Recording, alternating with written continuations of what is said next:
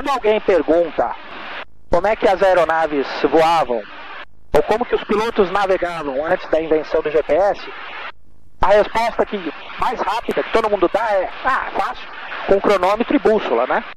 Até certo ponto isso está correto. Mas essa transição do cronômetro, do relógio de pulso que Santos Dumont inventou para o GPS não foi assim tão rápida, não. Nesse vídeo eu vou explicar um pouquinho dessa evolução. O que aconteceu entre o cronômetro e o GPS? Então, bora voar?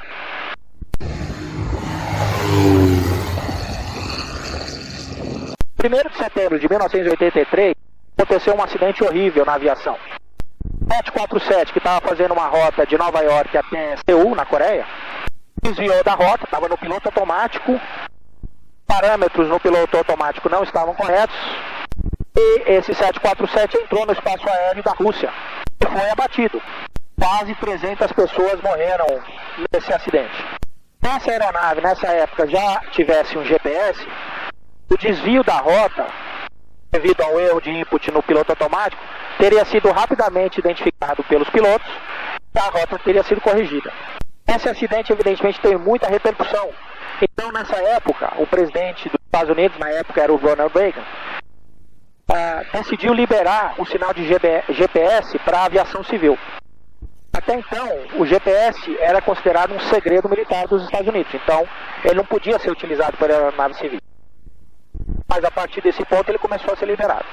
Mas a pergunta que fica é, bom, ok, se a gente só tem GPS liberado a partir dessa data, então como é que as aeronaves voaram durante quase um século, né? No começo da aviação, as aeronaves eram muito lentas e voavam muito baixo. Então, evidentemente, a navegação por contato, aquela que você vai olhando os pontos de referência no solo, marcando o tempo e calculando o tempo até o próximo, era mais utilizada. Com o tempo, as aeronaves começaram a voar mais longe e mais alto. Elas queriam voar à noite também. Evidentemente, à noite não dá para você usar referências no solo. Então, elas começaram também a navegar utilizando as estrelas, usando um sextante. Era muito diferente, vamos combinar, do que fizeram as caravelas quando chegaram aqui no Brasil, né? Evidentemente, esse método era bastante impreciso, porque você imagina, hoje está turbulento aqui. Imagina um dia como esse, assim, turbulento, você tendo que olhar para uma estrela, apontar o sextante para calcular a sua posição. É muito difícil. Fora que nem sempre você tinha tanta visibilidade. Quando você tinha muita visibilidade, apareciam muitas estrelas, você podia pegar a estrela errada. Então era bastante difícil. Então aí começou a ser utilizada uma outra técnica, que é a navegação estimada. Você chegava num ponto de referência, a partir dali você calculava a sua velocidade, proa, e você estimava onde você estaria no próximo ponto. A partir dali, você estimava de novo até o próximo ponto, e assim por diante.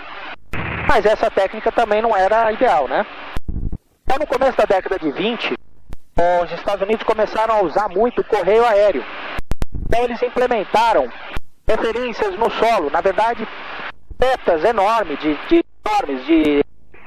20 metros de comprimento, pintadas no solo, marcando a rota entre Nova York e São Francisco. O correio aéreo navegava essas setas pintadas no chão. Depois foram colocados também faróis rotativos em cima dessas setas. Então era possível, inclusive, navegar à noite. Evidentemente, bastante precário também, né? Algumas dessas setas pintadas no chão existem até hoje. Na década de 40, começaram a ser utilizados os sistemas de navegação por rádio. Um sistema chamado LORAN, Long Range Navigation, foi o primeiro a ser implementado. Também nessa época começou a ser implementado o Four Course Radio Range. Ele soltava sinais, código Morse, 4 direções. Por exemplo, 2 no sentido norte-sul e 2 no sentido leste-oeste. Esses sinais de código Morse, eles eram complementares. Então, quando o piloto se aproximava de um rádio desse, de uma estação dele, ele sintonizava aquela estação e ouvia aquele código Morse. Dependendo do sinal que ele ouvia, sabia se ele estava, por exemplo, no quadrante oeste ou no quadrante norte. Ele não sabia se ele estava se aproximando ou se afastando, mas pelo menos ele sabia já qual era o quadrante.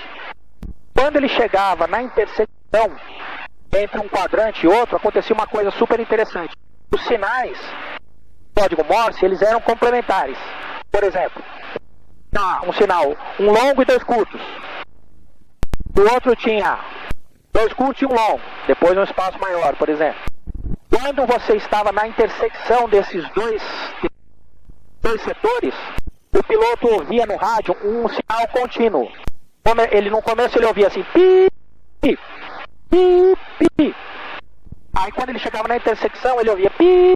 Quando ele passava para outro setor ele começava a ouvir pi, pi, pi, pi, pi. Aí ele sabia que ele estava mudando de um setor para outro. Bem simples, bem rudimentar, mas foi um grande avanço. Os pilotos americanos na Segunda Guerra, pilotos que lutaram no Pacífico, imagina a dificuldade de você voar durante várias horas e depois voltar e encontrar o porta-aviões.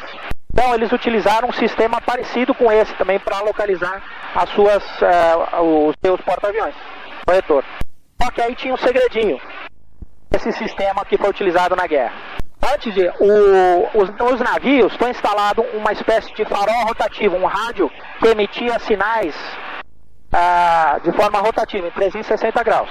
E a cada 30 graus, ele mudava o código Morse que ele emitia. Quando o piloto se aproximava do porta-aviões, ele ouvia o código Morse. Dependendo da mensagem que ele ouvia, era uma letra, né, em código Morse, ele sabia qual era o setor que ele estava do porta-aviões. Só que, evidentemente, existia o risco dos japoneses também descobrirem isso, né? Então, como é que era feito? Todo dia, esse código mudava. Então, antes de decolar, os pilotos recebiam o código do dia. Então, por exemplo, eles sabiam que se eles estivessem no setor entre 0 e 30 graus, por exemplo, na radial 0 e 30 graus do porta-aviões, eles iam ouvir o sinal alfa, código Morse. Então, assim, os pilotos conseguiam se orientar. E esse código mudava todo dia. Então, não tinha como os japoneses usarem esse código para localizarem os porta-aviões americanos. Na década de 50 surgiu o VOR, que a gente conhece hoje em dia. Aí o VOR ele já consegue te dizer se você está se aproximando ou se afastando da estação. Já foi um tremendo avanço. Daí para frente a gente já conhece a história. Até a gente chegar ao que a gente tem hoje, que é esse GPS.